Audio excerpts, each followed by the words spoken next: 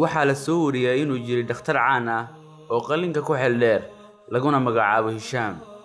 maalin maalmaha ka mid ah ayuu si degdeg ah ku baxay isagoo ku wajahnaa airportka si uu uga qayb galo shir caalami ah oo lagu guddoonsiin doono abaalmarin, maadaama uu kumanaan dad ah uu ku badbaadiyey qallimadiisa heerna ka gaaray dhanka dhakhtarnimada. si kadisa iyagoo hal saac hawada ku jira, jawiguna uu roob yahay, waxa uu mas'uulkii diyaaradda u sheegay rakaabka in dhaawaca diyaaradda uu ka soo gaaray biriq, garoonka ugu dhowna ay ku degi doonaan. markii ay soo degeen ayaa dhakhtar Hisham waxa uu aaday xafiiska qancinta rakaabka, waxa uuna u sheegay inuu yahay dhakhtar caalami ah oo halkii daqiiqaba ay u dhiganto qof naf bini aadam ah. idinkuna waxaad rabtaan inaan sugo diyaarad 16 saac. ninkii shaqaalaha ayaa ugu jawaabay, mudane haddii aad degdegsan tahay waxaad karisan kartaa gaari, waayo meesha aad u socoto waxay halkan ka fog tahay 3 saac. dhakhtar Hisham ayaa arrintii yeelay, si degdeg ayuuna u qaatay gaari, kadib halkii u socday ayuu aaday. laakiin si kadis ayaa mar labaad jawga isku bedelay. roob fara badan ayaa soo da'ay, waxaana adkaatay inuu hortiisa arko, laakiin socodkii ma uusan joojin.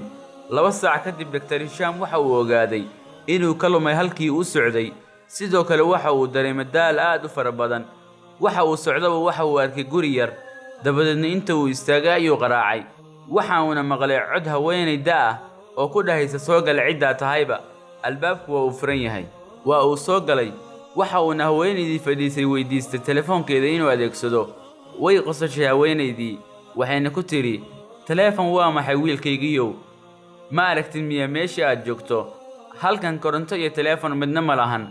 laakiin soo dhawow naso oo koob shaha cab, waxaa yaalla xoogaa cunto ah, intaa doonto ka cun.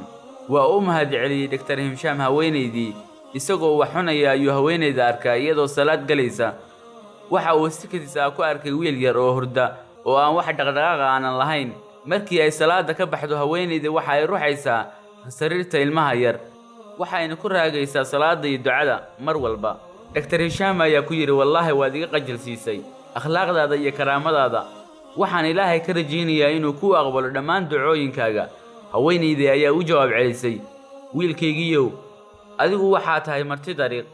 allah subxaanahu wa tacaalana waxa uu inagu dardaarmay inaan wanaajino martida. allah subxaanahu wa tacaala waxyaabaha aan weydiistay dhammaantood waa uu ii aqbalay ilaa iyo hal mooye. dhakhtar Hisham ayaa ku yidhi, oo muxuu yahay dalabkaasi? waxa ay ku jawaabtay, wiilkan yar oo aad arkayso ayeeyo ayaan u ahay, waa agoon. waxaa ku dhacay xanuun ay garan waayeen dhammaan dhakhaatiirta joogta magaaladan. waxaa lay sheegay inuu jiro hal dhakhtar oo qalliinka ku xeel dheer, isaga oo keliya ayaa garanaya xanuunka haya wiilkan. waxaa lagu magacaabaa Hisham, laakiin meel fog ayuu joogaa. anigana awood aan ku qaado wiilkan ma hayo. waxaan ka baqayaa inuu ilmaha yar dhibaatoodo. allah subxaanahu wa tacaala waxaan ka baryey inuu ii sahlo arrinkayga. waa uu ooyey dhakhtar Hisham oo ku yidhi, wallaahi ducadaada waxay xumaysay diyaaradaha oo samaysay onkod iyo biriq, oo waxaa soo daayay roob aad u fara badan si ay ii kaa keento. wallaahi ma ogeyn addoommaha eebbe ee dhowrsoon inuu u sahlo asbaabta markii ay ducaystaan, ilaa aan indhahayga ku arkay. markii ay istaagto asbaabta nolosha, waxa kaliya oo dhiman waa in loo cararo allihii abuuray dhulka iyo samada. waad ku mahadsan tahay dhegaysiga qisadan. fadlan haddii aad ku cusub tahay janalkeenna, subscribe saar oo nagu soo biir. fi amaanillah.